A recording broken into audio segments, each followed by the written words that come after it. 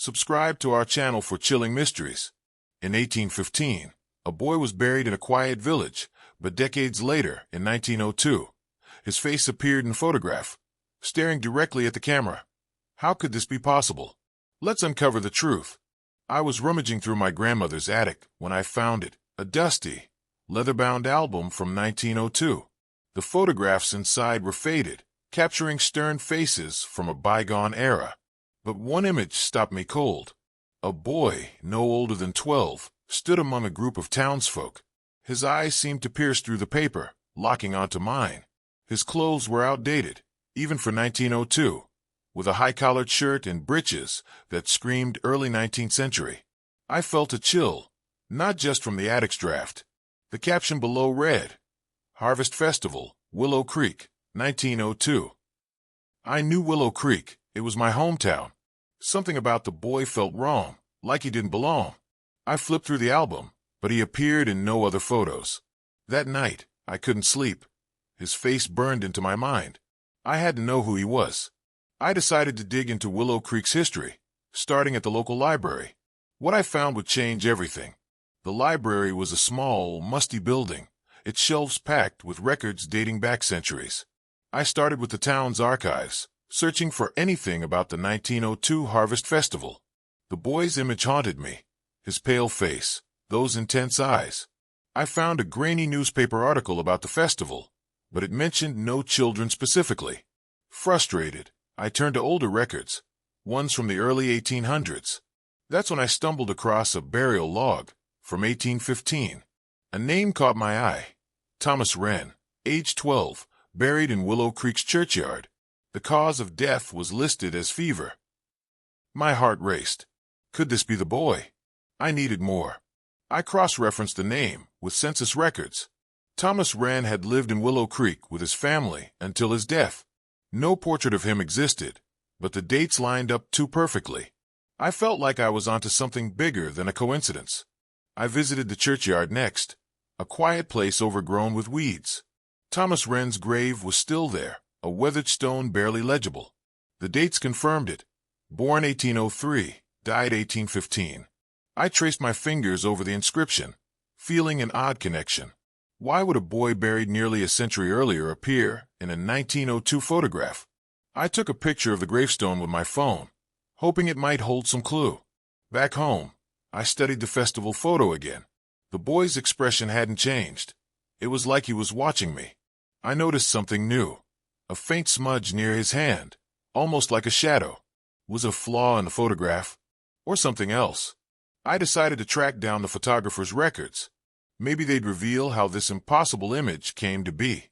The deeper I went, the more uneasy I felt. The photographer, a man named Elias Holt, had a small studio in Willow Creek in 1902. His records were stored in the County Historical Society. I drove there, the album tucked under my arm. The society's curator, an elderly woman, helped me dig through Holt's logs. We found his notes on the Harvest Festival shoot. Nothing unusual, just a group portrait. But then I saw it. A margin note in Holt's handwriting. Boy in old clothes, uninvited, appeared in frame. My pulse quickened. Holt had noticed him too. The curator raised an eyebrow when I showed her the photo. She'd never seen anything like it. I asked if Holt had ever mentioned ghosts or strange occurrences. She shook her head, but mentioned a journal Holt kept. It was in storage, and she promised to retrieve it. I left feeling both excited and unnerved. While waiting for Holt's journal, I researched 19th century photography. Could the boy's image be a double exposure? A trick of the light? Early cameras were finicky, often producing artifacts. But the boy's clarity, his direct gaze, felt too deliberate. I found a forum on old photography techniques and posted the image, asking for opinions. Most users called it a hoax or an error, but one suggested it could be a spirit photograph, a phenomenon popular in the Victorian era. People believed cameras could capture ghosts. I laughed it off at first, but the idea stuck. What if Thomas Wren's spirit had somehow imprinted on that film? I shook my head. This was crazy. Still, I couldn't ignore the evidence piling up. I needed that journal to confirm Holt's thoughts. The mystery was consuming me. Holt's journal arrived a week later, its pages brittle and yellowed. His entries were meticulous, detailing every shoot. For the 1902 Harvest Festival, he wrote about setting up his camera in the town square. He described the crowd, the weather, the light. Then a single line chilled me. A boy I did not pose stood among them silent. Holt hadn't seen him until the photo developed. He questioned his sanity, wondering if he'd missed a child during the shoot. He even asked the townsfolk, but no one recalled a boy in outdated clothes. Holt's unease mirrored mine. He'd kept the photo, despite his doubts, as proof of the anomaly. I reread the entry, my hands trembling. This wasn't just a mistake. Something supernatural was at play, and Holt knew it too. I decided to visit Willow Creek's oldest resident, Mrs. Abigail Carter, who was 92 and sharp as a tack. She'd grown up hearing stories about the town. I showed her the photograph, pointing out the boy. Her eyes widened, and she whispered, "That's the Wren boy." My stomach dropped. She told me a local legend, Thomas Wren, a sickly child, had died during a harsh winter. Some said his spirit never left Willow Creek, lingering near the churchyard. Abigail's grandmother had seen a boy matching his description in the 1850s, long after his death. I asked if she believed in ghosts. She shrugged, saying, "Some things don't rest easy." Her words sent a shiver down my spine. The photograph was starting to feel like a warning. Back at home, I spread out my notes. The burial log, Holt's journal, Abigail's story. They all pointed to Thomas Wren. But why 1902? Why that photograph? I dug deeper into Willow Creek's history, focusing on the years around 1815. The town had faced a smallpox outbreak, claiming many lives, including Thomas's. His family had moved away after his death, leaving no descendants in Willow Creek. I wondered if his spirit was tied to the land, unable to move on. The smudge in the photo nagged at me. I scanned it into my computer and enhanced the image. The smudge wasn't random. It resembled a hand, reaching toward Thomas. Was someone or something with him? The thought made my skin crawl. I couldn't stop now. I contacted a paranormal researcher, Dr. Helen Voss, who specialized in spirit photography. I sent her the image and my findings. She was skeptical but intrigued, agreeing to meet me in Willow Creek. When she arrived, she brought equipment to analyze the photo's authenticity. Her tests ruled out tampering. No signs of double exposure or manipulation. She pointed out the boy's clarity, noting how his edges were sharper than the others. "It's like he was more present," she said. We discussed Thomas Wren's story, and she suggested a seance at the churchyard to contact his spirit. I hesitated. Ghosts were one thing, but summoning them? Still, I agreed. I needed answers, no matter how terrifying. The seance was set for midnight, under a moonless sky. Dr. Voss drew a circle around Thomas's grave, placing candles at its edges. My heart pounded as she began chanting. The air grew heavy, and a cold wind swept through, though the trees stayed still. I clutched the photograph, my only link to Thomas. Dr. Voss asked for his spirit to show itself. Nothing happened at first, but then the candles flickered. A faint whisper echoed, too soft to make out. I felt watched, just like when I first saw the photo. Dr. Voss pressed on, asking why Thomas appeared in 1902. The whisper grew louder, forming words. I never left. My blood ran cold. The seance ended abruptly when the candles blew out. We were not alone. After the seance, I couldn't shake the feeling that Thomas was still with me.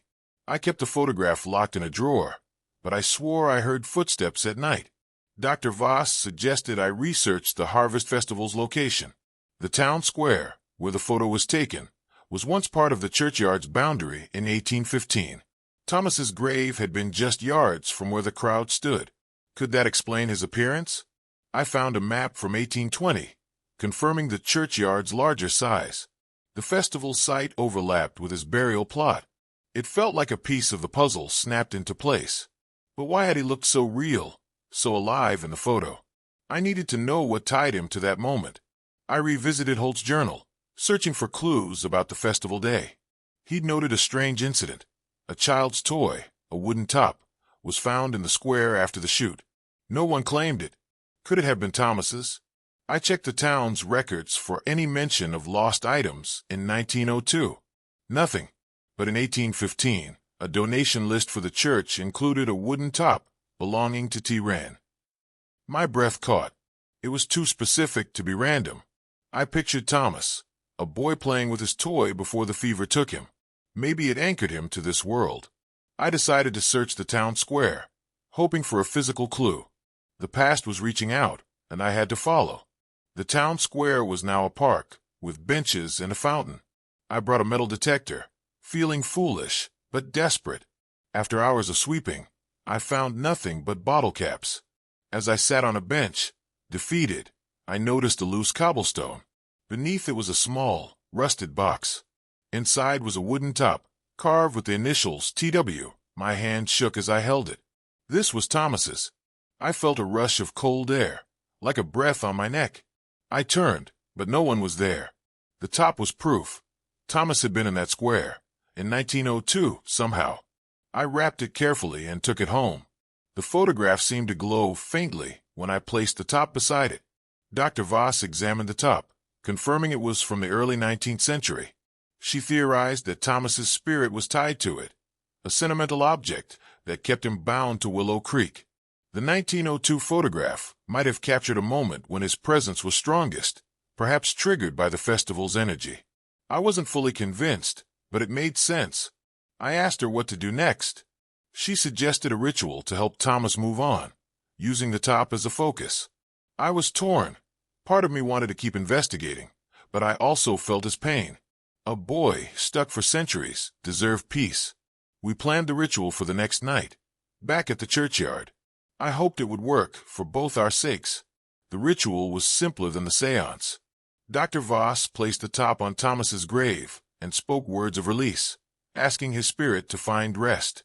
I held the photograph, whispering my own goodbye. The air grew warm, and for a moment I saw him, a faint outline of a boy, smiling. Then he was gone. The candles burned steadily, no flickering this time. I felt lighter, like a weight had lifted. Back home, I checked the photograph. The boy's image was still there, but his eyes no longer followed me. Had we freed him? I wanted to believe so. I kept the top, a reminder of what I'd uncovered. Willow Creek felt quieter now, as if a presence had finally left. I couldn't stop thinking about Thomas, even after the ritual. I decided to write down everything, to preserve his story. The photograph, the top, the journal, they were pieces of a life cut short. I visited the library again, looking for any mention of Thomas's family. I found a letter from his mother, written in 1816, mourning his loss. She described him as a bright, curious boy who loved whittling toys. It humanized him, making his story more real. I wondered if she'd ever sensed him lingering. I typed up my notes, feeling a duty to share what I'd learned. Thomas deserved to be remembered, not as a ghost, but as a boy. The local historical society was intrigued by my findings. They asked to display the photograph and top in their museum. I agreed, on the condition that Thomas's story be told respectfully. They created a small exhibit titled The Boy in the Photograph. Visitors whispered about the mystery, some calling it a ghost story, others a quirk of history. I didn't care what they believed. I knew the truth. The exhibit included Holt's journal entry and a copy of the burial log. I felt proud, like I'd given Thomas a voice.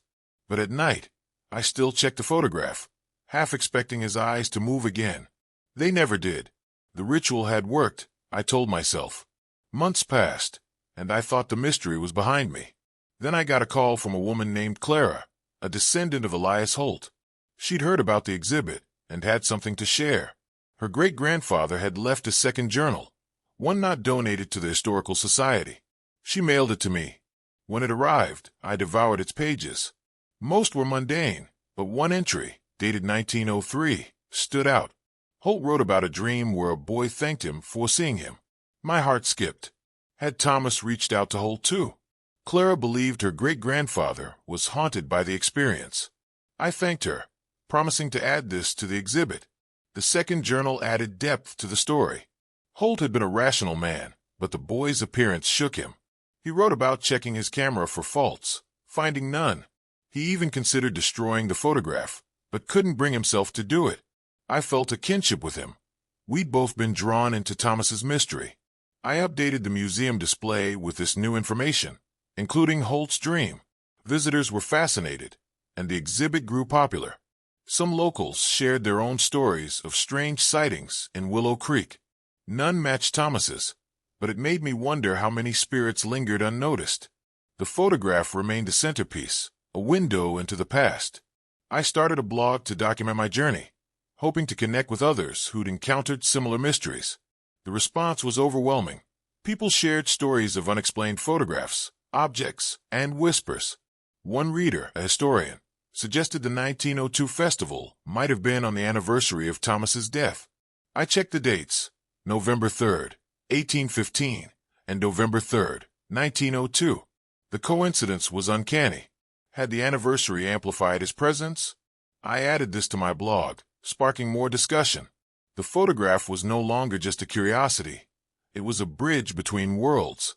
I felt Thomas's story was bigger than Willow Creek now. It deserved a wider audience. My blog caught the attention of a podcast producer. They invited me to share Thomas's story on their show, Mysteries Unearthed. I was nervous but excited. During the recording, I described finding the photograph, the seance, and the ritual. The hosts were captivated, asking about the top and Holt's journals. I explained how each clue led me closer to Thomas. The episode aired, and listeners flooded my blog with comments. Some shared their own paranormal experiences, while others offered theories about time slips or residual energy. I didn't have all the answers, but I loved the conversation. Thomas's story was alive, sparking curiosity far beyond Willow Creek. The podcast led to a local TV station covering the exhibit. They filmed me at the museum, holding the photograph. I recounted the journey, careful to honor Thomas's memory. The segment aired, and suddenly, Willow Creek was on the map for paranormal enthusiasts. Tourists visited the churchyard, leaving flowers on Thomas's grave. I worried it might become a spectacle, but most were respectful. The attention brought new information. A woman claimed her ancestor had seen a boy in old clothes during an 1870s festival. It sounded like Thomas again. I added her account to my blog, piecing together a timeline of his appearances. The mystery wasn't fully solved, but it was growing. I decided to write a book about Thomas, blending history and the supernatural. I spent months researching, interviewing locals, and revisiting records. The book, titled The Boy in the Photograph, was a labor of love. I included every detail: the burial log, Holt's journals, the top, the seance. I wanted readers to feel what I felt: awe, fear, and compassion. Writing it was cathartic, like closing a chapter. When the book was published, it sold modestly but resonated with those who read it. A few readers contacted me, claiming they'd seen Thomas in their own old photos. I was skeptical but intrigued. Was he still out there, appearing to others? The book's release brought me back to Willow Creek's churchyard. I stood by Thomas's grave, holding the photograph and the top. The air was still, the candles from the ritual long gone. I spoke to him, not expecting a response, just thanking him for trusting me with his story. I felt a warmth, like a silent acknowledgement. The photograph no longer felt heavy in my hands. I placed a flower on the grave and walked away, certain he was at peace. But part of me wondered if he'd ever appear again. Old photographs were still out there, waiting to be found. Maybe Thomas wasn't bound to Willow Creek anymore, but to the images themselves. A year later, I received an email from a man in England. He'd found a 1910 photograph in his attic, showing a group of children at a fair. Among them was a boy in early 19th century clothes, with a familiar face. He sent me a scan, and my heart stopped. It was Thomas. The man had no connection to Willow Creek, but the resemblance was undeniable. I asked Dr. Voss to analyze it. She confirmed it was untampered, just like the 1902 photo. How could Thomas appear across the ocean? I added this to my blog, reigniting the mystery. Readers speculated about time anomalies or a wandering spirit. I didn't know what to believe anymore, but I was hooked again. I flew to England to see the 1910 photograph in person. The man, James, welcomed me into his home. The photo was framed, the boy's eyes as piercing as ever. James said his grandfather, collector, had bought it at an auction. There was no record of where it came from. I compared it to my 1902 photo, same boy, same expression. James mentioned a local legend about a lost boy seen near the fairgrounds in 1910. It felt like Thomas was following me, or maybe I was following him. I left England with more questions than answers. The photograph stayed with James, but he promised to share any new findings. The mystery was far from over. Back home, I dove into theories about spirits and photographs. Some researchers believe cameras can capture energy imprints, moments where the past bleeds into the present. Thomas's appearances in 1902 and 1910 suggested he wasn't bound by time or place. I contacted a physicist who studied time anomalies. He was skeptical but admitted that quantum mechanics allows for strange overlaps. Could Thomas's energy have been caught in a temporal glitch? It sounded far-fetched, but so did a boy buried in 1815 appearing in photographs. I updated my book with a new chapter, exploring these ideas. Readers love the science angle, even if it raised more questions. Thomas's story was evolving, just like my obsession. The museum exhibit grew, now including the 1910 photograph, loaned by James. Visitors were drawn to the mystery, leaving notes about their own experiences. One woman claimed her great-uncle had seen a boy like Thomas in a 1930s photo from Ohio. She didn't have the photo, but her description matched. I started a database of these sightings, mapping them across time and place. Patterns emerged. Thomas appeared during festivals or gatherings, always in photographs. Was he drawn to crowds, to life? I felt like I was chasing a ghost across history. The database became a new project, one I shared online. The community around Thomas's story was growing, and I wasn't alone anymore. As the years passed, I became known as the boy in the photograph guy. I didn't mind. It was an honor to carry Thomas's story. I gave talks at paranormal conferences, sharing the evidence and my journey. Some called me a storyteller, others a detective. I saw myself as a witness. Thomas had chosen me, or maybe I'd chosen him. Either way, his face was etched in my mind, no longer haunting but familiar. I kept the original 1902 photograph on my desk, a reminder of where it began. New leads still came in, blurry images, vague stories, but none as clear as the 1902 or 1910 photos. I knew Thomas was out there, in some form, waiting to be seen again. Today, I'm still searching for answers, but I've made peace with the unknown. Thomas Wren's story taught me that some mysteries aren't meant to be solved, only explored. The photograph, the top, the journals, they're pieces of a puzzle I may never complete. But they've changed me, made me see the world differently. I look at old photos now, wondering who else might be watching. If you're hearing this, you're part of Thomas's story too. Keep your eyes open. You might find him in a forgotten album or a dusty frame. Subscribe to our channel to join me in uncovering more mysteries like this. Let's keep Thomas's memory alive, together. If this story chilled you, subscribe to our channel for more mysteries that bridge the past and present. Hit that button, and let's uncover the unknown together.